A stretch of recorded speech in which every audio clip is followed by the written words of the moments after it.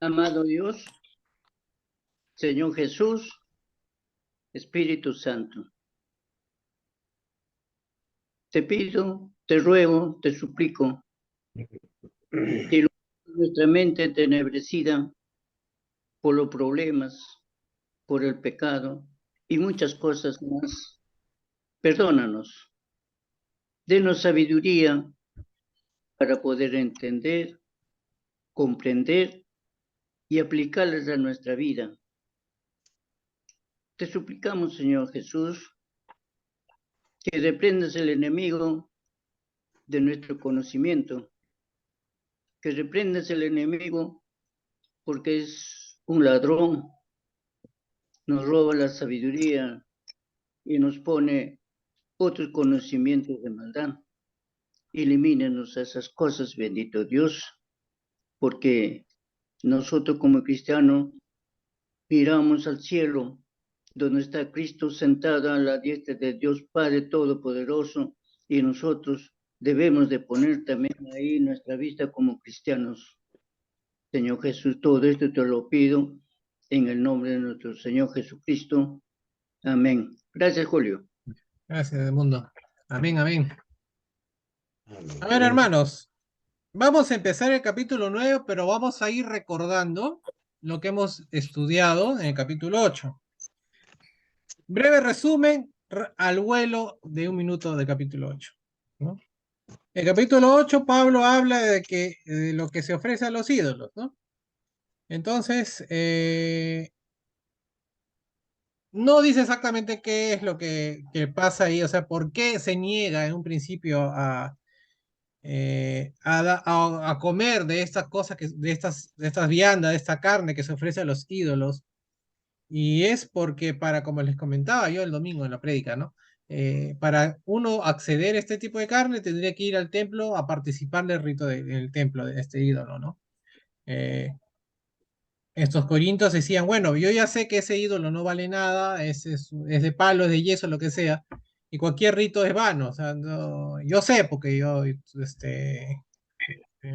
sé que Dios es el único Dios y bueno, el resto de lo demás, entonces, ¿cuál sería el problema en lo particular que yo participe en estos ritos, ¿no? Y Pablo dice, no, porque estás participando en un rito, eso es uno, o sea, como tú como creyente que estás cometiendo un acto de idolatría y dos, que al cometer ese acto de idolatría, ¿no? A pesar consciente o inconscientemente, podrías arrastrar al hermano que es débil en la fe, ¿no? Entonces, si uno ama al hermano, ¿no? Yo no me envanezco en sabiduría, ¿no? Yo no exijo mis derechos. Ahí está, viene, porque Pablo también al final del capítulo 8 él dice, si el comer carne hace que mi hermano peque, dejo de comer carne, ¿no? ¿No? Entonces, el, la salvación no solamente hay que preocuparte por tu salvación, sino preocuparte por la salvación de tu hermano, ¿no? Entonces, el, el sentido es, hay que tener ante todo amor, ¿no? Amor inclusive para renunciar a tus derechos, ¿no? Entonces, eso fue en línea general lo que hemos visto en el capítulo 8. Ahora, vamos a leer capítulo 9, sí, porque este capítulo 9 tiene cierta relación con lo que ha hablado Pablo en el capítulo 8, ¿no? Entonces, vamos a leer primero los dos primeros versículos, que estos dos primeros versículos nos van a decir mucho, ¿sí? Acá vamos a hablar de acá Pablo va a empezar a hablar de él mismo y de su relación con la iglesia. Entonces, Pablo, capítulo 9 de 1 de Corintios, versículo 1 y 2 dice, ¿qué? ¿No soy apóstol? ¿Y acaso no soy libre? ¿Acaso no he visto a Jesús nuestro Señor? ¿Y no son ustedes el fruto de mi trabajo en el Señor?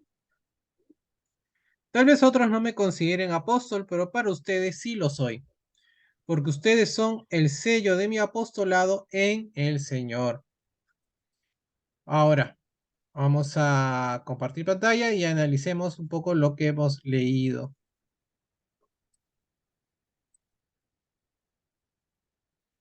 Entonces, aquí Pablo está hablando de sus derechos apostólicos, ¿sí? Entonces, estos dos primeros versículos, la relación de las preguntas, ¿no? Que hay varias preguntas que Pablo nos hace, que Pablo se hace, ¿no? ¿Qué? ¿No soy apóstol? ¿Acaso no soy libre? ¿Acaso no he visto a Jesús, nuestro Señor? ¿Y, y no son ustedes el fruto de mi trabajo en el Señor? Con la idolatría no es inmediatamente evidente, ¿no? El contexto aquí es muy importante, ¿no? Pablo está apelando a su propio ejemplo para persuadir a los destinatarios de sus cartas, a los corintios, a intercambiar preocupaciones acerca de su libertad por preocupaciones acerca de su influencia, ¿no? Como solía hacerlo, el apóstol se ofreció como modelo, ¿no? Pablo se está poniendo él mismo como un ejemplo. Si la nueva lealtad de los corintios a Dios restringía la libertad de ellos a comer carne en los templos de los ídolos, no era más restricción que la que Pablo se había puesto sobre sí mismo, ¿no? Acordémonos cómo terminó el capítulo 8. Pablo renuncia a comer carne con tal de que no ser piedra de tropiezo para sus hermanos. El apóstol Pablo enseñó a Cristo por medio de modelar la vida cristiana. En el versículo 1 de este capítulo, Pablo hizo algunas preguntas retóricas que requerían un sí como respuesta, ¿no? Entonces, si era libre, por supuesto que era un apóstol, ¿no? Acuérdense ustedes cuáles eran los requisitos para apóstol.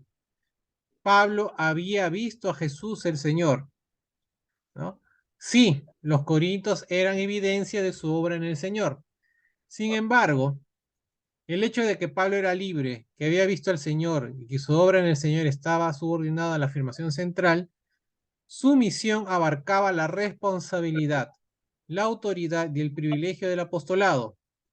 Aunque era un apóstol por el bien de los corintios y porque servía a Jesús como Señor, Pablo había elegido soportar las dificultades en lugar de insistir en sus derechos. Ojo con esto, Pablo prefirió soportar las dificultades en lugar de insistir en sus derechos, y esto vamos a recordarlo con lo que viene más adelante. El apóstol desafió a aquellos que insistían en que podían comer carne en los templos de los ídolos porque eran libres, porque ellos harían bien en considerar la manera en que Pablo afirmó su propia libertad. A pedirles que renunciaran a ciertos derechos por amor al reino de Cristo, les estaba instando a seguir lo que él practicaba. La pregunta de Pablo acerca de haber visto al Señor siguió a la de su apostolado por una razón. La orden de estas preguntas demuestra el entendimiento de Pablo de que el apostolado dependía de haber visto al Señor, ¿no? O sea, uno para ser apóstol tenía que haber visto al Señor, ¿no? Su oficio apostólico requería que él pudiera dar testimonio personal del Señor resucitado, ¿no? Acuérdense cuando fue elegido Matías, el sucesor, o sea, en reemplazo de Judas. Eso está en Hechos capítulo 1, versículos 21 y 22. Cuando Pablo posteriormente relató las apariciones de la resurrección de Jesús, tuvo cuidado de decir, y por último, me apareció a mí, ¿no? Esto también sale en el mismo libro, 1 Corintios capítulo 15, versículo 8. La aparición de Cristo a Pablo en el camino a Damasco equivalía a sus apariciones a Pedro y a los 500. Autenticaba la afirmación de Pablo en cuanto a ser apóstol, tanto como a los que estaban en Jerusalén, ¿no? Entonces, Pablo cumplía con el requisito de haber visto al Señor y de haber recibido instrucciones, dar testimonio personal de Cristo. Sí. En ese sentido, él podía decir con todo derecho que era apóstol. En este punto de la relación del apóstol con la congregación en Corinto, no parece que su autoridad se enfrentaba a un desafío significativo. El hecho de que la iglesia le enviara una carta pidiendo su consejo, ¿no? Acuérdense que hemos estado respondiendo preguntas de la iglesia de Corinto desde el capítulo 7, indica el respeto de la iglesia por su autoridad. Pablo parece haber esperado que las respuestas a las 4 preguntas retóricas en 9.1 fueran tan obvias para los corintios como lo eran para él. Por consenso, entonces Pablo era libre, era un apóstol, había visto al Señor. Para cuando Pablo escribió 2 de Corintios, ya la cosa era diferente. Su apostolado estaba bajo severo ataque. Y les recomiendo leer, bueno, esto se los voy a pasar de todas maneras, pero este ataque al trabajo de Pablo, al trabajo apostólico de Pablo, está en 2 de Corintios capítulo 11, versículos 22 al 29. Sin embargo, para lo que es materia de la 1 de Corintios, cuando estaba escribiendo esta carta, podíamos dar por hecho que la aceptación corintia, o sea, había aceptación general de su apostolado en Corinto, ¿no? En 2 de Corintios ilustra que las condiciones de la iglesia recién formada habían cambiado rápidamente, ¿no? Después de la redacción de 1 de Corintios, aparecieron nuevos maestros en Corinto. Por eso es que hay este ataque en 2 de Corintios, ¿no? Probablemente enviados desde Jerusalén. Estos hombres insistían en que la autoridad de Pablo no era la misma de lo que los apóstoles en Jerusalén. Pablo estaba indignado porque los falsos apóstoles habían recibido una audiencia fácil. Numerosos miembros de la iglesia estaban dispuestos a abandonar la autoridad de Pablo a favor de estos otros supuestos apóstoles. Sin embargo, ninguna de las medidas defensivas de Pablo que vemos en 2 de Corintios son evidentes en 1 de Corintios. O sea, acá les digo esto porque o sea, en un momento cuando estudiemos 2 de Corintios, Dios mediante, van a se dar cuenta que el panorama es totalmente distinto a lo que está pasando aquí en 1 de Corintios, ¿no? Pero es bueno hacerle, adelantarles este dato, ¿sí? Las palabras de Pablo no sugieren un desafío a su apostolado. Quien quiere que haya desafío a su apostolado, seguramente nadie lo haría en Corinto. Porque dijo, y cito al texto, tal vez otros no me consideren apóstol, pero por ustedes sí lo soy, ¿no? El éxito de Pablo como líder de la iglesia fue acentuado por su gran sensibilidad. Tenía un afecto genuino por los hermanos de Corinto como lo tenían ellos por él. La buena voluntad entre ellos era obvia, ¿no? En el versículo 2, ¿no? Por lo que dice. Tanto el apóstol como los miembros de esta congregación estaban complacidos con la idea de que el sello del apostolado de Pablo consistía en el fruto que él había producido entre ellos. Su esperanza en Cristo constituía un testimonio de la autoridad de Pablo, ¿no? ¿No? O sea, la iglesia de Corinto, ¿no?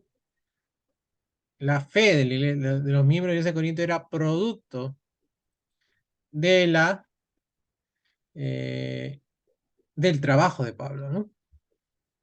Y si bien esta iglesia, como ya sabemos y hemos leído, tiene ciertos problemitas, eh, eso no quita que sean cristianos de fe, ¿no? Hermanos, algunos comentarios que quieren hacer. Bueno, saludamos a Quisiera, Mariela. Hola Mariela. Dime Edmundo. pero Hola, buenas noches. no Ujú, se burlan, estoy siendo franco.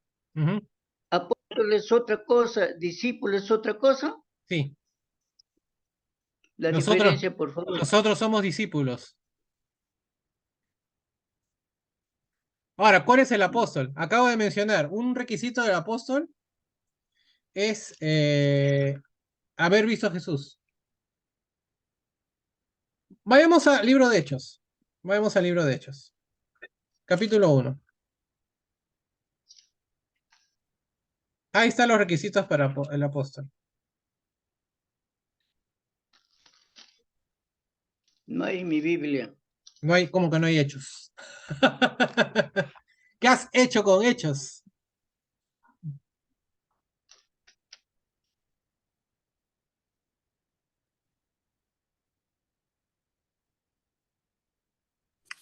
Hechos capítulo 1, versículo. ¿Qué versículo? Perdón. A ver, vamos a leer dice elección del sucesor de Judas, ¿no?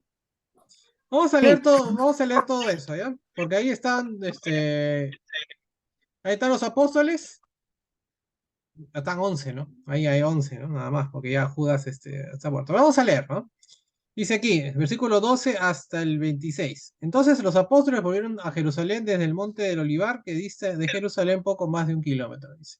Cuando llegaron a Jerusalén, subieron al aposento alto donde se llaman Pedro, Jacobo, Juan, Andrés, Felipe, Tomás, Bartolomé, Mateo, Jacobo, hijo de Alfeo, Simón el Celote y Judas, hermano de Jacobo, ¿no? ¿Cuántos hay ahí? A ver, contemos. 1, 2, 3, 4, 5, 6, 7, 8, 9, 10, 11. Ahí están los 11 apóstoles, ¿no? Menos el Iscariote. Todos ellos oraban y rogaban a Dios continuamente en unión de las mujeres, de María, la madre de Jesús, y de sus hermanos, ¿no? ¿Los hermanos de quién? Los hermanos de Jesús, sus hermanos, o sea, de sangre de Jesús. Uno de esos días Pedro se puso de pie en medio de los hermanos que estaban reunidos y eran como 120 y dijo: Hermanos míos, tenía que cumplirse la escritura donde por boca de David se dice que el Espíritu Santo habló acerca de Judas, el que guió a los que prendieron a Jesús. Nosotros lo consideramos como uno de los nuestros porque era parte de este ministerio. Ajá, para ser apóstol tienes que tienes que haber formado parte del ministerio de Jesús, ¿no? Ese ya es requisito número 1. Con lo que le pagaron por su iniquidad, Judas compró un campo. Pero se cayó de cabeza y su cuerpo se reventó por la mitad y todas sus entrañas se derramaron, ¿no? Bastante explícito aquí cómo murió Judas. Pero como esto lo supieron todos los habitantes de Jerusalén, aquel campo se llama Aceldama, que su lenguaje quiere decir campo de sangre. En el libro de los Salmos está escrito que su habitación quede desierta, que nadie viva allí y que otro tome su oficio. Se hace necesario que de aquellos que nos acompañaron todo el tiempo que el Señor Jesús estuvo entre nosotros, desde que Juan bautizaba hasta el día que el Señor subió al cielo, uno de ellos se nos una para ser testigo de su resurrección, ¿no? Entonces estaban buscando reemplazo a Judas. Entonces señalaron a José llamado Barsabás, que tenía como sobrenombre el Justo, y a Matías. Y en su oración dijeron: Señor, tú conoces todos los corazones, muéstranos a cuál de los dos has escogido, para que tome, ¿no? que tome la parte de este ministerio y apostolado de la que Judas cayó por su transgresión, por irse a donde le correspondía. Y le echaron a suerte y ésta recayó en Matías, y a partir de entonces fue contado entre los, ¿no? Entre los 11 apóstoles, ¿no? Ya no eran 11, eran 12, ¿no? 12 más Pablo, ¿no? ¿Correcto? Entonces ahí hay dos condiciones.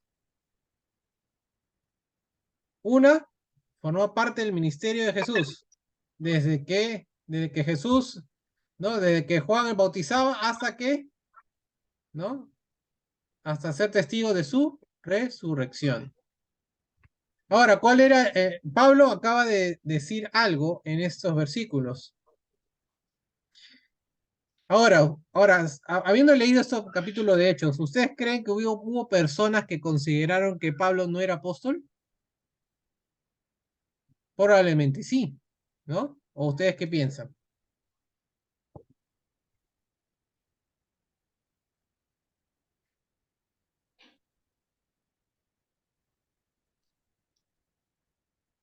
¿Pablo estuvo en el ministerio de Jesús? Probablemente, yo creo que algunos habrán dicho, él no ha estado con el ministerio andando con Jesús, habrá dicho, ¿no? Ujú. Por eso es que, Ahora, por eso es que Pablo es prudente en decir, ¿no? Que el último que escogió fue a él, ¿no? así es. Pero Pablo fue testigo, o sea, ¿vio a Jesús? Sí, ¿no? Sí lo vio.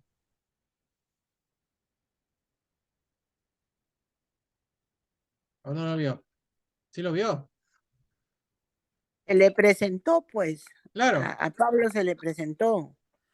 O sea, me imagino que Pablo, como perseguía a los cristianos, Pablo lo conocía, pero dice que se le presentó.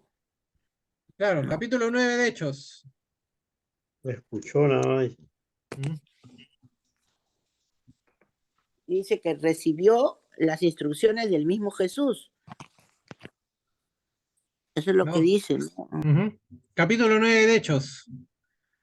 Versículo 1 en adelante. Saulo aún lanzaba amenazas de muerte contra los discípulos del Señor cuando fue a ver al sumo sacerdote. Y ojo que acá dice discípulos, que es muy diferente a apóstol, ¿correcto? Si bien un apóstol es discípulo, pero un discípulo no es apóstol. ¿Se está entendiendo la diferencia? Hola, Cecitar, ¿cómo estás? Disculpen la tardanza y la interrupción. Aquí recién saliendo de la chamba. Gracias. Listo, no hay problema. ¿No? Un apóstol puede ser discípulo, pero no un discípulo puede necesariamente ser apóstol. ¿Sí? Bueno, sigamos leyendo. Contra los discípulos del Señor cuando fue a ver el sumo sacerdote, allí le pidió cartas para las sinagogas de Damasco para que en caso de hallar a hombres o mujeres de este camino, el camino de Dios, los pudiera llevar, del camino de Jesús, perdón, los pudiera llevar presos a Jerusalén. Pero sucedió que de pronto en el camino, ya cerca de Damasco, lo rodeó un poderoso haz de luz que venía del cielo y que le hizo rodar por tierra mientras oía una voz que le decía, Saulo, Saulo, ¿por qué me persigues? Y él contestó, ¿quién eres, Señor? Y la voz le dijo, yo soy Jesús, a quien tú persigues, ¿no? Dura cosa te es dar de coces contra el aguijón. Él, temblando de temor, dijo, Señor, ¿qué quieres que yo haga? Y el Señor le dijo, levántate y entra a la ciudad, allí se te dirá qué debes hacer, ¿no? Entonces, eh, Pablo recibió, no solamente conoció a Cristo, o sea, recibió instrucciones de Cristo, ¿no? Y no sería la primera vez que él reciba revelación directa de Jesús, ¿no? Del Señor. Acuérdense ustedes que dicen que él fue llevado al cielo, ¿no? ¿No? Entonces, en el caso de Pablo es un caso excepcional, pero no por eso no deja de ser apóstol, ¿no? Ahora, ¿valdría, ¿no? ¿Existirían apóstoles el día de hoy? No, ¿verdad? No. Porque no hay ninguno que haya vivido 2000 años para haber estado en el ministerio de Jesús y haberlo visto, ¿no? Sí, entonces, todas esas personas que se dicen apóstoles no son.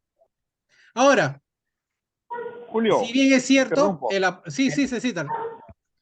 Entonces eso quiere decir que para ser apóstol era necesario cumplir ciertos requisitos, ¿no? Así es. Uno de los tantos que tú estás mencionando y algunos más que probablemente se va a mencionar en el transcurso de lo que queda del estudio, ¿no? Ujú. Sí, pero ahora, si bien es cierto, la palabra apóstol en el Nuevo Testamento también se usa para los mensajeros de Dios, ¿no? Porque ustedes van a ver de repente, Pablo y tal persona, apóstolos de, ¿no? Apóstol de Jesucristo, pero un apóstol en el sentido general, pero un apóstol, ¿no? Con todas las de la ley, es los 12 apóstoles, ¿no? Judas murió, entró Matías en su reemplazo y Pablo, nadie más. Lo cual genera un problema, ¿no? Lo cual genera un problema en Apocalipsis. Y, bueno, porque se menciona 12, 12, 12, 12. Entonces, ¿dónde entra Pablo, no? Pero bueno, vamos a ver ese dato, pero cuando entra Apocalipsis se rompa un poquito el cerebro. ¿Sí? Entonces, creo haber aclarado un poco tu pregunta, Edmundo. Entonces, apóstol no podría existir el día de hoy, ¿no? ¿Sí? Es muy diferente. Discípulos de Cristo somos todos, por ejemplo, ¿no? Los cristianos todos, porque somos seguidores, aprendemos el Evangelio, entonces somos discípulos del Señor, ¿no? Apóstol, hay ciertas condiciones bíblicas que se tienen que cumplir.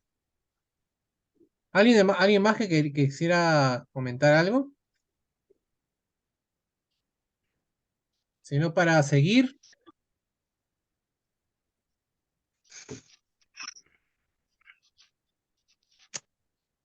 Seguimos entonces.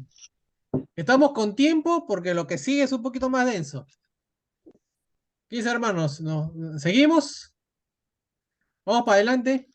Vamos para adelante como el Avancemos. elefante. Avancemos. Vamos para adelante, Pachicho. Vamos adelante como el elefante, como diría Héctor Lavoe. Listo. Vayamos del versículo 3 al versículo 7, hermanos, del capítulo 9 de Corintios. Yo lo leo y ustedes me acompañan con sus Biblias. Dice aquí: mi defensa contra los que me acusan es la siguiente. ¿Acaso nosotros no tenemos derecho a comer y beber? ¿Y acaso no tenemos derecho a traer con nosotros una esposa creyente como lo hacen los otros apóstoles y Cefas y los hermanos del Señor? ¿Pues que solo Bernabé y yo estamos obligados a trabajar? ¿Qué soldado presta servicios a expensas de sus propios recursos? ¿Quién planta una viña y no come de sus uvas? ¿O quién pastorea el rebaño y no bebe de la leche que ordeña? Vamos a compartir pantalla y vamos a analizar lo que acabamos de leer, ¿no? Como siempre, parece poco, pero al final dice muchas cosas, ¿no?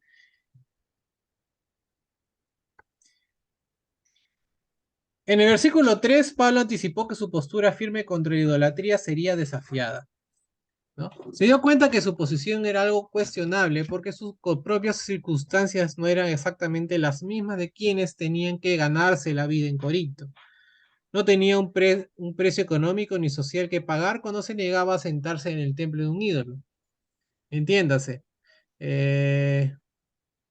Para los de Corinto, no ir a un templo de un ídolo, pues a comer carne, que de repente era de las muy pocas oportunidades en el año, en su vida, que podía comer, acceder a este tipo de alimentos. Pablo no lo sentía, ¿no? Para él no era problema, ¿no? De repente. Al menos algunos de los corintios tenían que pagarlo, ¿no? Los corintios de repente pobres, los que no podían pagarse ese tipo de comidas, estaban renunciando ¿no? por una fuente de proteínas, por decirlo menos, ¿no? Tal firmeza podía parecer fácil cuando el maestro pedía a otros que pagaran un precio que él no tenía que pagar, ¿no? La defensa de Pablo esencialmente decía: puede que yo no sufra las mismas consecuencias que ustedes sufren cuando renuncio a las comidas dedicadas a los ídolos. Sin embargo, en otras situaciones pago un precio por lo menos tan severo como cualquiera de ustedes tiene que pagar. Pablo insistió en que él había dado un ejemplo apropiado. Había actuado por principio, no por conveniencia. Como él esperaba de ellos, Pablo había soportado consecuencias desagradables para hacer lo que era mejor para todos los involucrados. Había renunciado a derechos para evitar que los cristianos débiles se enfrentaran a problemas que pudieran comprometer la fe de ellos. La defensa de Pablo comenzó afirmando que había actuado de manera consecuente, ¿no? ¿Cuánto podemos decir nosotros que actuamos consecuentemente con nuestra fe, ¿no? Ábrelo un rato. Cuando el apóstol insistió, vamos a...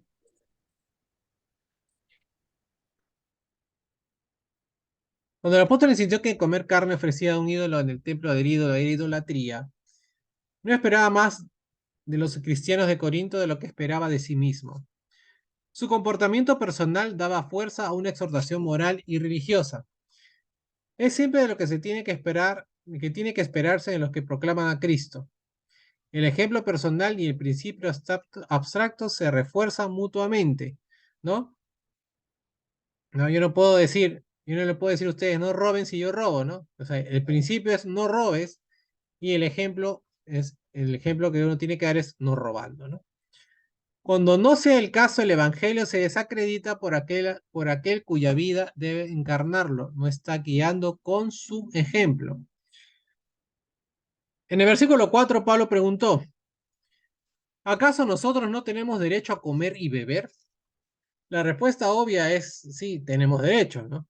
Usando una especie de nosotros real en el griego, Pablo incluyó a otros apóstoles y predicadores del Evangelio junto con él, ¿no? El negativo, aquí en griego, me ouk, o sea, no tenemos derecho, es más enfático que la lengua griega, puede ser el más enfático que la lengua griega puede expresar. La palabra clave es exousia, que es autoridad o derecho. Pablo usó el alimento y la bebida para representar los medios para sustentar la vida. Los apóstoles tenían derecho a esperar que la iglesia, los recursos materiales de la iglesia, los recursos materiales que necesitaban para vivir. El derecho de comer y beber de Pablo era algo paralelo al derecho de aquellos en Corinto estaban tratando de negar tener cuando afirmaban que todavía podían comer carne dedicada a los ídolos. Los dos eran paralelos en el sentido. La opción de renunciar al derecho en ambos casos era por el bien espiritual de otros, ¿no? Aquí Pablo no solamente ha renunciado a su derecho a comer carne para no hacer pecar a los otros por ir a los ídolos, ¿no? A donde los ídolos. Acá Pablo también está renunciando a otra cosa. Está renunciando a que la iglesia lo sustente, ¿no? El caso de Pablo contra comer carne en el templo de un ídolo se basó en dos consideraciones. En primer lugar, era inherentemente malo porque era adoración de los ídolos, ¿no? O sea, estás cometiendo un acto de idolatría a la hora de comer carne ofrecida a los ídolos. En segundo lugar, el participante en tal rito ejercía influencia en detrimento de los débiles. Por el momento analizó el caso de la influencia. Ni el apóstol ni sus lectores debían lastimar a otros insistiendo en sus derechos. Habíamos hablado la semana pasada de que a veces por el bien común, el bien y la paz, en los hermanos, en la familia, de lo que sea, a veces renunciaba uno, tenía que renunciar a lo que a uno le correspondía por derecho, ¿no? En el versículo 5, Pablo también había abandonado otros derechos y continuó usando el negativo enfático cuando preguntó, ¿y acaso no tenemos derecho con respecto al matrimonio? Pablo tenía tanto derecho a casarse como cualquiera de los apóstoles, incluyendo a Cefas, ¿no? A Pedro, ¿no? ¿Saben quién es Cefas, no? Pedro. Y a los otros hermanos del Señor. Los rigores que se hubieran requerido para que una esposa o cualquier otra persona viajara con Pablo habrían sido considerables. Sin embargo, otros de alta reputación en la iglesia fueron acompañados por sus esposas. El hecho de que Pablo pensaba que era aceptable que otros trajeran, ¿no? En griego, perigein, una esposa creyente indicaba que el apóstol valoraba altamente el matrimonio. Si bien Pablo pareciera en el capítulo 7 que hemos estudiado que estuviera en contra del matrimonio, acuérdense ustedes que estaba en contra del matrimonio por una situación específica en la iglesia de Corinto. Eso no quiere decir que Pablo no valorara ni tuviera en alta estima el matrimonio. Al contrario, acá estamos viendo de que él considera que es su derecho tener esposa, ¿no? Pero dadas las dificultades de su trabajo apostólico, no las tiene, ¿no? En pos del beneficio de los hermanos en las iglesias que él estaba, pues, predicando, ¿no? No criticó a nadie que trajera a su esposa con él. Viajar era una dificultad, solo o con compañeros. Sin embargo, Pablo soportó la privación por el bien de sus esfuerzos misioneros. Sin reproche contra los demás, había renunciado a algunas de sus libertades. Esperaba que su ejemplo animara a sus hermanos a dejar de lado sus derechos, ¿no? Y derechos entre comillas, con el fin de edificar una iglesia más fuerte. Si bien era incidental al caso que Pablo estaba presentando, sus referencias pasajeras a los otros apóstoles, a Cefas y a los hermanos del Señor permiten un vislumbre en la vida de la iglesia primitiva de que otra manera no tendríamos. La frase los otros apóstoles tiene que ser equivalente a los 12 hombres seleccionados por Jesús, sin Judas, pero con Matías, ¿no? Eso es lo que acabamos de leer, ¿no? La palabra apóstol a veces se usa en un sentido genérico, como también les decía, para referirse a cristianos que eran enviados por una iglesia en una misión específica. Por ejemplo, la palabra apóstol usada en Hechos 14:14, ¿sí? Sin embargo, Pablo tenía un sentido claro de los 12, ¿no? Una compañía selecta con una misión única. Mateo, Marcos, Lucas y sus lectores, ¿no? Dieron por sentado que los 12 apóstoles fueron elegidos de manera específica. Poco se dice de la obra de los 12 apóstoles, incluso en Hechos. Sin embargo, Pablo y la iglesia de Corinto estaban al menos familiarizados con el ministerio de predicación de ellos. Es incierto si Pedro había ido a Corinto en persona, con o sin su esposa. Y no es la primera vez que mencionan a Pedro en esta carta, ¿no? Así hacen ustedes un poco de memoria. Los hermanos del Señor, ¿no? Y acá me estoy refiriendo a los hermanos de sangre de Cristo, ¿no? Podían haber sido más activos en la iglesia de Jerusalén que a menudo se supone, ¿no? Dos de ellos, Santiago y Judas, aportaron documentos que forman parte del Nuevo Testamento. Santiago, que también lo conocemos como Jacobo, el hermano del Señor, que Pablo lo menciona en Gálatas capítulo 1, versículo 19, era un líder de la iglesia de Jerusalén. Tanto Pablo como los que estaban en Corinto estaban familiarizados con la obra misionera viajera dirigida por los hermanos del Señor, tal vez por los cuatro, ¿no? ¿Cuántos hermanos se mencionan de Cristo? Hermanos de sangre. 4 en Mateo 13:55. ¿Quieren saber los nombres? Si es que no lo saben ya mencioné dos, Santiago o Jacobo y Judas, ¿no? Mateo 13.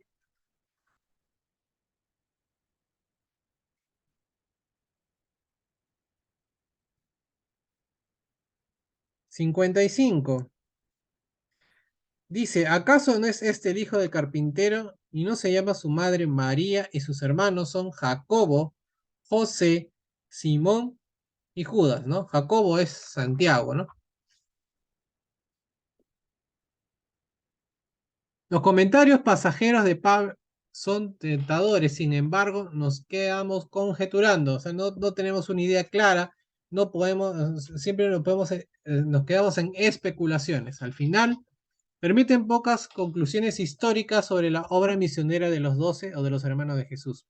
O sea, hay una razón por la que Pablo mencionó a los hermanos de Jesús, ¿no? De repente eran personas importantes, pero como les digo ahorita, son meras conjeturas porque no hay más texto, ¿no?, que avale esto que les estoy diciendo, ¿no? ¿No? Podríamos pensar esto, pero no es una certeza, ¿no? La alusión de Pablo a Cefas indica el respeto dado a Pablo y a otros. Cefas aparece en solo dos cartas de Pablo, Gálatas y Primera de Corintios. Ahora, no sabemos por qué prefirió el arameo Cefas al equivalente griego más común, el que usamos casi todos, el que usamos nosotros, Pedro, ¿no? Fuera de las cartas de Pablo, el nombre Cefas aparece solamente una vez en Juan. Ambos nombres se traducen en nuestro idioma como piedra o roca, ¿no? De los evangelios sinópticos sabemos que Cefas o Pedro estaba casado, ¿no? Si había visitado Corinto en persona por su esposa es incierto. Sin embargo, su primera carta deja claro que el apóstol viajó mucho más allá de Judea. Hechos declara que aún estaba en Jerusalén cuando Pablo y Bernabé consultaron a los apóstoles y ancianos allí, ¿no? Es seguro decir que mientras los judíos cristianos estaban ganando influencia y haciendo exigencias no autorizadas a los cristianos gentiles, Pedro dejó la ciudad. Eventualmente fue a Roma donde fue martirizado, ¿no? Eso es por tradición. Hechos no hacen ninguna referencia adicional a su estancia en Jerusalén después del versículo 15:7, ¿no? En el capítulo después de Hechos 15 y 7 ya no se menciona más a Pedro. Las palabras de Pablo muestran que la esposa de Pedro acompañó, ¿no? Muestran que la esposa de Pedro acompañó a Pedro durante gran parte de su viaje. O sea, daba a entender Pablo que, ¿no?, que Pedro iba acompañado de su esposa, ¿no? Tácitamente daba a entender que eso es lo que sucedía. En el versículo 6, después del comienzo del segundo viaje misionero de Pablo, cuando él y Bernabé tomaron caminos separados, Bernabé desaparece de Hechos. Pablo se refirió a él 3 veces en Gálatas. Una vez en 1 Corintios, en este versículo 9:6, y una vez en Colosenses. El apóstol no se refirió al desacuerdo entre él y Bernabé en ninguna de sus subsiguientes referencias. Si bien los dos habían discrepado seriamente acerca de dejar que Juan Marcos los acompañara, aparentemente tuvieron por lo demás una buena relación. Pablo siempre habló bien de Bernabé, ¿no? Para demostrar su credibilidad ante los corintios cuando los instó a renunciar a sus derechos por el bien de los hermanos más débiles, Pablo ilustró que había hecho exactamente lo que le estaba instando a hacer a ellos. Planteó 3 asuntos específicos y podría haber mencionado más, ¿no? Primero, había rechazado, ¿no? Haciendo un poco de recuento de lo que hemos estado leyendo, había rechazado la ayuda financiera de la iglesia de Corinto, aunque tenía el derecho como apóstol de comer y beber, ¿no? Renuncia número 1. Segundo, renunció a haber decidido viajar sin esposa, aunque tenía todo el derecho de tener una esposa que lo acompañara, ¿no? Ahora, su tercera ilustración regresa a la primera. Tenía derecho a apoyarse en el sostenimiento de la iglesia, sin embargo, había escogido hacer trabajo manual para satisfacer sus propias necesidades, ¿no? Porque él hizo esta pregunta. ¿No es que solo Bernabé y yo estamos obligados a trabajar? Cualquier persona que de ese tiempo habría contado a Pablo entre su grupo elite, ¿no? En el mundo grecorromano, cuyos recursos y posición social le permitían rechazar el trabajo manual. Tenía una buena educación. Los recursos de su familia le habían permitido ir de Tarso a Jerusalén para estudiar a los pies de un famoso rabino. El hecho de que había nacido como ciudadano romano testificaba el prestigio de su linaje. Los cristianos de Corinto no habrían esperado que un hombre importante como Pablo pagara sus propios gastos haciendo trabajo manual. Cuando los hombres romanos de riqueza y letras hablaban con aprobación de trabajo manual, normalmente era el trabajo de esclavos y mercenarios, no el de ellos. La idea de que Pablo tenía derecho a una compensación económica por su enseñanza estaba de acuerdo con las normas culturales. Sin embargo, él y Bernabé habían optado por renunciar a ese privilegio por el bien de su ministerio. Su negativa a exigir sus derechos estableció un precedente que otros cristianos necesitaban considerar. Incluso si los corintios habrían estado justificados en decir que podían participar en ceremonias en honor a dioses paganos, evidentemente esta concesión Pablo no la dio. El apóstol le dio razones para no hacerlo. Y para terminar, el último versículo de esta noche, el versículo 7, para reforzar su derecho a recibir alimento y bebida a expensas de la iglesia, el apóstol hizo otras 3 preguntas. Todos son retóricas y con la evidente respuesta, nadie. Obviamente, los que contratan a un soldado pagan sus expensas. Todo agricultor espera comer del fruto de su viña y, naturalmente, un pastor tomaría de la leche que ordeña. Los soldados, los granjeros y los pastores podrían esperar recibir las provisiones básicas que sus trabajos proporcionaban. Si bien la palabra expensas, en griego opsonia, se usaba a menudo en el sentido de los salarios, Pablo amplió la definición común. Y les voy a dar el caso de los soldados.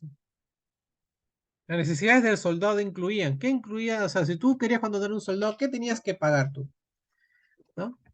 Tenías que pagar armas, comida, sandalias, ropa y la carpa, ¿no? O sea, prácticamente todos, ¿no? El soldado solamente ponía su cuerpito, ¿no? Para las armas, la comida, la carpa donde tenía que alojarse, la ropa, todo lo ponía la persona que contrataba al soldado. En la analogía de Pablo, los que trabajaban en el reino de Dios se comparaban a un soldado en servicio, un labrador que cuidaba su viña, o un pastor que pastoreaba su rebaño. No era razonable negarle el sustento material. Aunque tenía todo el derecho de recibir el pago para que su sustento o su trabajo pudiera salir adelante, perdón, Pablo se había negado a aceptar cualquier pago, a diferencia del soldado, el granjero o el pastor en su ilustración. Sus esfuerzos fueron desviados de la importante obra que Dios le había dado a hacer mientras trabajaba para satisfacer sus propias necesidades, ¿no? El apóstol defendió sus derechos. Sin embargo, siguió demostrando que se había negado a defender esos derechos. juzgó que su relación con la iglesia de Corinto era tal que su aceptación del dinero obstaculizaría su liderazgo espiritual. En el razonamiento del apóstol estaba implícita la enseñanza de que los corintios no debían aferrarse a la libertad cristiana como una excusa para comer en el templo de un ídolo. No debían exigir el derecho de ejercicio de ningún derecho de manera que pudiera comprometer el mensaje cristiano, ¿no? Es decir, si yo tengo algo que me corresponde, ¿no? Si tengo, mis derechos no están sobre el mensaje de Dios, sobre la voluntad de Dios, sobre la salvación mía o de mis hermanos. Al apelar a la razón, Pablo había mostrado que aquellos que proclamaban el Evangelio tienen derecho a esperar que la iglesia provea sus necesidades físicas. Los cristianos en Corinto habían sido salvos por el mensaje que habían oído y habían sido bendecidos por el modo de vida que Dios les había dado para que llevaran. Habiendo recibido libremente, deberían haber estado ansiosos de apoyar la predicación del Evangelio para que otros pudieran compartir la riqueza que ellos habían recibido. A medida que el apóstol sostenía firmemente que aquellos que proclamaban el Evangelio deben vivir del Evangelio, las preguntas acerca de idolatría, la libertad y de comer carne en el templo de un ídolo pasaron a segundo plano. El derecho del apóstol a recibir dinero de la iglesia era importante para él, sin embargo, también tenía derecho a rechazar el dinero. La iglesia corintia tenía que haber estado consciente de lo que había sucedido para hacer que él se negara a tomar algo de ellos. El texto nunca explica qué sucedió, ¿no? O sea, el motivo por lo que Pablo renuncia a este dinero no está explicado en este texto. Sin embargo, la intensidad con la que se refirió a ello testigo de la importancia que le atribuyó a este principio. Habiendo enfatizado que era apropiado que aquellos que predicaban aceptaran el sostenimiento de la iglesia, el apóstol volvió a la evidencia autorizada de las Escrituras. Dios dejó claro que esperaba que aquellos que predicaran el Evangelio vivieran de la enseñanza del Evangelio.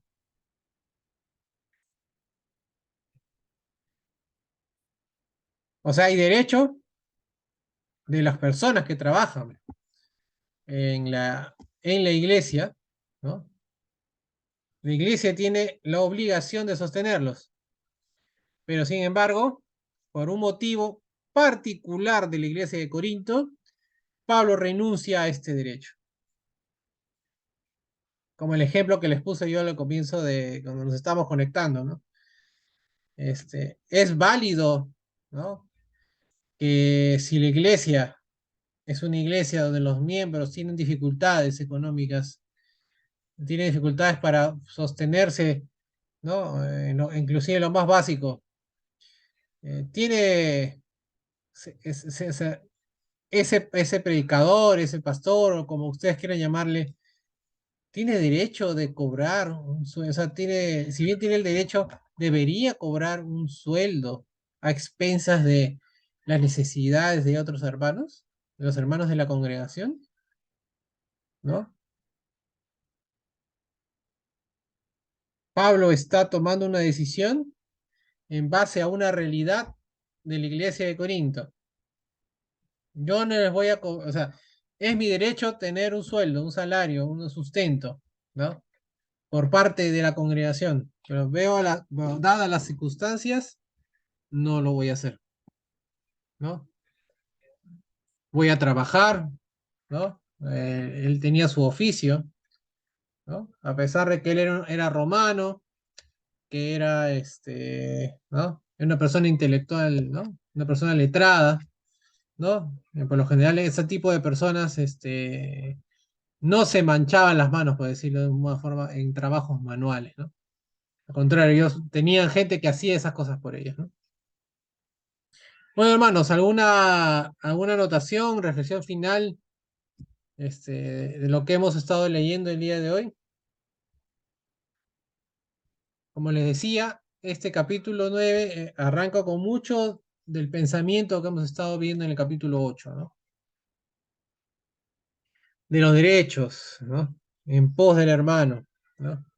Yo renuncio a mis derechos en pos de la salvación del hermano, en pos del bienestar del hermano, para no hacer caer al hermano. Bueno, los escucho, yo hablo mucho.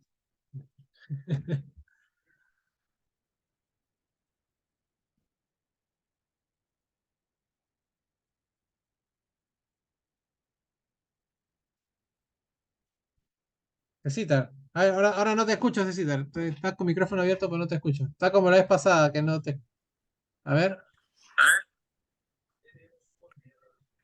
Te escucho. A ver, entra y sal, entra y sal. La vez pasada funcionó eso. Entra y sal del Zoom a ver si se te escucha mejor. A ver, vamos a ver que César vuelve a ingresar.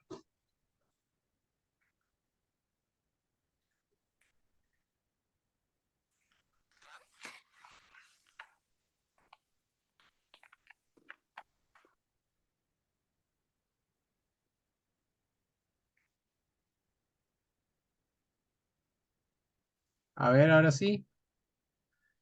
Aló, aló, ¿Ahora me aló. escuchas? Ahora ¿Ahora sí. me Ahora escuchas? sí. Ok. Hay una frase muy, muy común en nuestro vocabulario hoy en día, ¿no? Dice que eh, tus derechos acaban donde empiezan los míos y Ujú, viceversa, ¿no? ujú, Es una frase muy común. Eh, de hecho que sí, Pablo nos enseña que por el bien del hermano, ¿no? Uno debe de medir, de detenerse en ciertas cosas, ¿no? Y muestra de ello que estás haciendo un ejemplo con respecto a que Pablo tenía el derecho de poder ser sustentado, pero por un tema personal, él decidió no hacerlo, ¿no? Y hablando en la vida diaria, de hecho que en lo personal, creo que hay que tener cuidado también con respecto a eso, porque semanas atrás habíamos hablado un poco por el bien de, y tú lo has pasado, yo también lo he pasado, y muchos de nosotros de repente lo hemos pasado, o los está pasando, o están pasando hoy en día, ¿no? Con respecto a ciertas cosas puntuales de la familia, ¿no? Y de hecho que sí, lo personal creo, estoy convencido de que Pablo cuando dice, ¿no? En cuanto depende de ustedes, procurar estar bien con todos, ¿no? O sea, depende de nosotros y hagamos el esfuerzo de procurar estar bien con todos. Pero también no nos olvidemos que dentro de todo ese contexto, nosotros tenemos el derecho de poder, no sé si exigir o de reclamar lo que de alguna u otra manera es nuestro. Pero si al exigir y reclamar aquello o eso no te va a traer problemas, me parece súper válido. Pero si claro. eso que estás exigiendo o reclamando te trae conflicto, ese es el otro lado, ¿no? De la cara. Te Ujú, trae conflicto a tal punto que puedas ser tropiezo para otro y te digan, ah, mira pues, ¿no? Que se cree cristiano, ahora me viene a mí con tantas cosas. O sea, ahí, ese es el punto donde uno tiene que tener cuidado, ¿no? Uno tiene que tener la ayuda de Dios. Estoy convencido de poder en un momento de la vida desistir de ciertas cosas por el bienestar de la otra persona, que ujú. no es una tarea fácil en lo personal, lo puedo decir, y muchos de ustedes, probablemente Ramón, Juanito, Edmundo, ¿no? Personas mucho más, un poquito más adultas que nosotros, con más experiencia, probablemente habrán pasado un momento. Sonia mismo comentaba que en un momento lo ha pasado, ¿no? Y tú mismo también, y Ujú, yo. Es un tema bien, que hay que tocarlo con pinza, pienso, y al final de cuentas cada uno sabe qué hacer en la vida. Mientras aquello que uno va a decidir o hacer no rompa la comunión, o más que la comunión, no rompa tu figura, ¿no? Aquello que tú expresas, aquello que tú dices ser, en este caso cristiano, ujú, no digan cosas de ti, parece válido. Pero si está ujú. en juego tu credibilidad, ¿no? Que de cristiano, hay que medirse ahí, hay que medirse. Eso quería comentar. Ujú.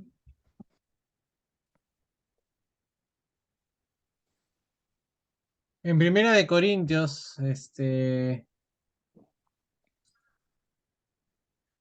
eh, capítulo 11 más adelante vamos a leer, versículo 1 dice, sed imitadores de mí, como yo lo soy de Cristo, ¿no? Y esto tiene que ver mucho con la consecuencia, ¿no? O sea, hay que ser, Pablo siempre apela a ser consecuente, ¿no? O sea, él le pide cosas, ¿no? A los de Corinto que él mismo hace, ¿no? O sea, no va a decir, bueno, yo les estoy pidiendo que en esta situación apremiante no se casen. Yo tampoco me voy a casar. Este, no voy a comer carne, porque puede ser pide piensa, yo soy el primero en lo que no voy a comer carne. Entonces, él hace que su predicación sea avalada con su ejemplo, ¿no? Entonces, eso es ser un cristiano consecuente. ¿Cómo nosotros el día de hoy podemos no hacer caer al hermano en el error? Siendo consecuentes con nuestras vidas, ¿no? Si yo le voy a decir a un hermano, oh hermano, hay que poner el hombro por la congregación, pero simplemente es boca para afuera y yo no voy a hacer absolutamente nada por la congregación, evidentemente, eh, no estoy, uno no siendo consecuente y dos, pues ese hermano no me va a creer. Entonces, ¿cuál es el desarrollo espiritual de ese hermano? Como les comentaba la semana pasada o semanas anteriores, ¿no? Muchos de nosotros seguimos en la iglesia, somos cristianos, porque hubo en nosotros ejemplos de cristianos que hicieron las cosas como deberían ser, o tratan de hacer las cosas como deberían ser. Eso no nos exime a nosotros que podamos equivocarnos y demás, pero estamos siendo siempre luchando, ¿no? Yendo en este camino, ¿no? Con nuestro carácter, imperfecciones y demás, pero hay que ser consecuentes, ¿no? Y me recuerdo lo que dijo César hace un par de semanas, ¿no? Si tú no vas a hacer eso, pues no te digas que eres cristiano. Así de simple, ¿no? Tan simple como eso, ¿no? Entonces Pablo no pide cosas más allá de las que él no hace, ¿no? Eso es ser un predicador consecuente, ¿no? Por lo menos, ¿no? O como le decía, es un cristiano consecuente, ¿no? ¿Alguien más quiere participar de repente? Si no, para dar por terminada la clase. Sonia, ¿estás con el micrófono abierto? No, quiere decir, quiere Estoy decir algo, pero no te escuchando, animas, pero no te animas, no te animas. no, está bien, no está bien. Yo creo que la damos por terminada, porque está claro la realidad. Ujú. Ujú. No hay Bueno, dudas ahí. ¿No? entonces, hay derecho de los predicadores y las personas que trabajan en la iglesia a cobrar sueldo, evidentemente sí, ¿no? Como bromeamos desde el principio, ¿no? Los únicos misios somos la iglesia de Cristo, no cobramos, más bien perdemos plata. Bueno, nuestra congregación debe ser de las poquísimas, bueno, no creo que de las poquísimas, de las pocas, que no tiene ayuda de nadie, ¿no? Solamente somos Oscar tampoco. Oscar Claro, tampoco. Oscar pero tampoco. ¿cuántas obras se conocen, Sí, María, no te preocupes. El, el sostenimiento de los predicadores y de las personas que trabajan en la iglesia es un derecho de ellos, un derecho de ellos. Y recuerdo haber escuchado alguna prédica o estudio de Jonathan sobre el asunto, ¿no? Por ejemplo, nosotros tendríamos que eh, darle un salario a Jonathan, ¿no? Para ser completamente, ¿no? Pero no lo hacemos por dos razones, porque uno no nos alcanza y dos, él, dadas las circunstancias como Pablo, dice, no puedo hacerlo. No puedo atreverme a cobrarles algo que sabemos que no, las circunstancias no nos ayudan. Entonces, Pero Julio, yo me sí. imagino que habrían hermanos que de repente que han ayudado ahí también en esa época, ¿no? ¿Te acuerdas que hay que ahorita no me acuerdo el nombre, que iba a viajar con una carta de Pablo a Roma? Ella era considerada una persona que colaboraba con la iglesia. Yo me Ujú. imagino que debería de haber tenido un poquito más de dinero, me imagino, yo pienso. Claro, o sea, no, ojo, Pablo recibía dinero, no de Corinto, pero recibía dinero. Ustedes Pero leen, Corito sí tenía dinero, sí tenía a dinero. ver, había una proporción de gente que sí tenía dinero, porque el libro comienza con gente que tienen, ¿no? Ujú. Así, vamos a recordar un poquito, hablando del sostenimiento de la iglesia, ¿no? Vamos al comienzo de este libro que hemos estado estudiando.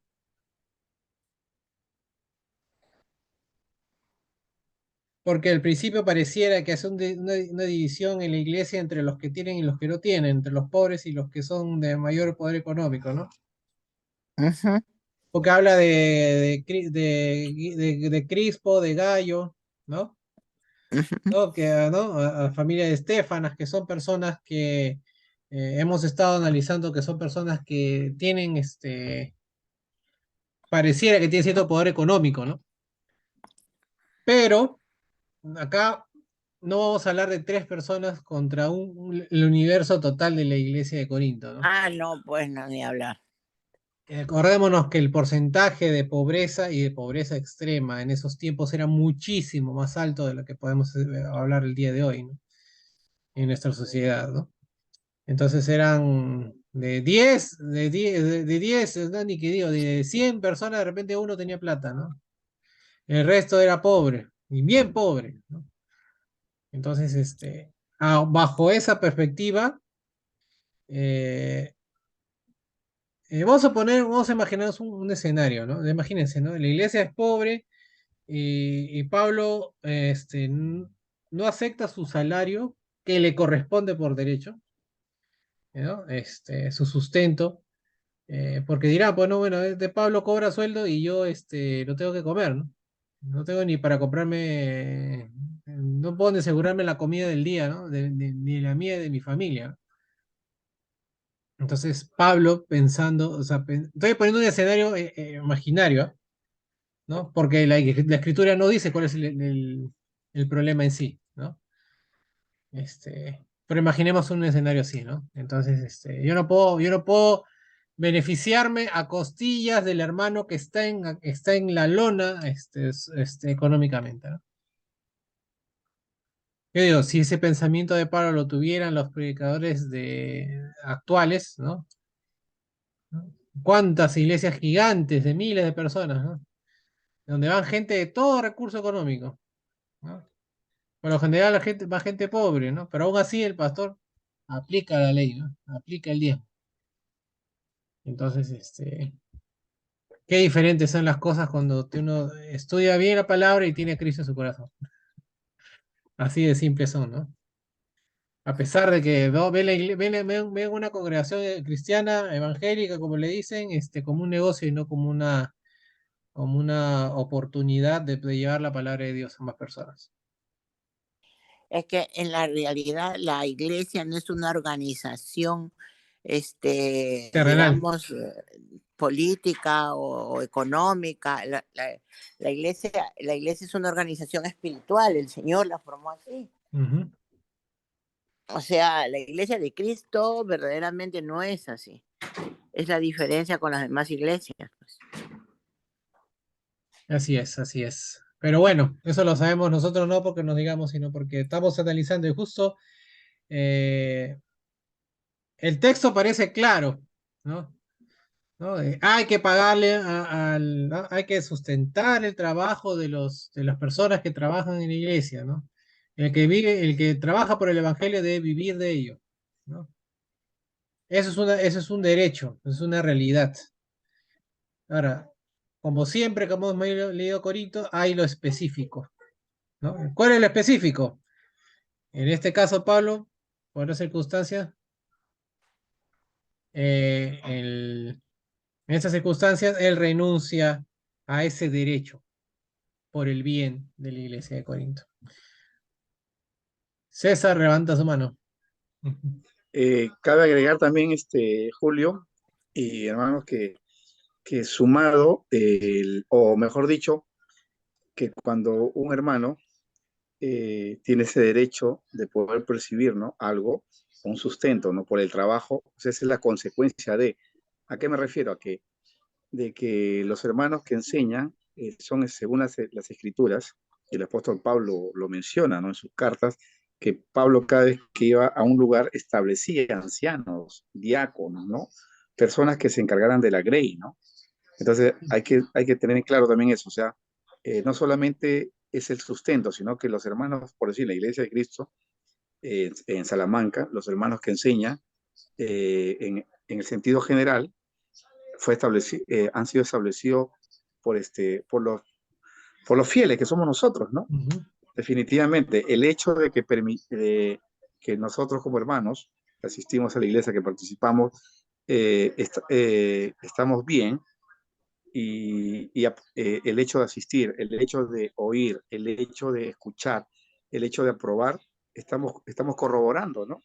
Que el hermano es el hermano que está predicando, en este caso Julio que está enseñando, o sea, son personas que nosotros aprobamos. Eso también hay que... Claro, claro, el trabajo también es corroborado, ¿no? Ajá, Claro. eso hay que dejarle claro porque a final de cuentas el derecho económico es la consecuencia de lo que estás haciendo algo, de lo que se está Si haciendo, no, ¿no? ¿para qué, no? Porque si no, si no cualquiera diría, ¿no? Y ay, ahí paga, entonces, como ahí pagan, voy a meterme ahí, pues, ¿no? Yo, César González dice, no, de repente voy ahí pagan, ¿no? Ya no voy a tener que levantarme, ¿no? Un ejemplo, voy a ser un poquito tirano, ¿no? Como pasa Ujú. en muchos, un poco sarcástico, ¿no? Ya no voy a tener que levantarme, no, ya no voy a hacer mi chamba, no voy a tener que irme a la mina, no voy a tener que llegar a lejos de mis hijas, ¿no? Voy a quedarme acá, entonces, no es así, no es así, o Ujú. sea, es el trabajo que hace Jonathan, César, tú, ¿no? Incluso, y todos aquellos que están involucrados ahí, es un trabajo que la iglesia lo aprueba, ¿no? Ujú. Por supuesto que sí. Eso es algo que quería comentar, ¿no? Claro, y Pablo dice eso en este capítulo, porque Pablo dice, habrá algunos que no me consideran apóstol, excepto ustedes, ¿no? Ustedes sí. O sea, eso quiere decir que los de Corinto, al menos en ese momento que se escribe Primera de Corinto, aprueban, avalan a Pablo como apóstol, ¿no? Bueno, hermano, se ha hecho tarde, son 8:30 ya. Entonces, Sí, Julio. vamos Arriba a... Perú, arriba, arriba ¿Está Perú. jugando, está jugando Perú? Sí, hoy día jugaba, ¿no? Bien, bien, ni cuenta me había dado. Bueno, hermanos, cuídense mucho. Sí, como siempre, oren por la obra del Señor, oren por Igualmente. los predicadores, por la salud de todos nosotros. Estamos ahí con un problema de salud, uno que otro, hermano. Pero ahí vamos para adelante, hermanos, ¿no? Cuidándonos sobre todo de la parte espiritual, que es lo más importante. Que Sí. tengan una noche y el domingo nos vemos, Dios mediante. Buenas noches. Buenas Chao. noches, nos vemos el mundo, Juanito, Buenas noches a cada uno de Chao. nuestros Juanito, Javier, Arnoldo, bueno, Sonia, Mariela ya se Julio, retiró. Chao. Chao, María. chao a No, todos. Un Sonia, abrazo, que Dios nos besita. bendiga. Gracias, Julio, por todo. Buena. No, Gracias, gracias. gracias. Nos vemos, hermano.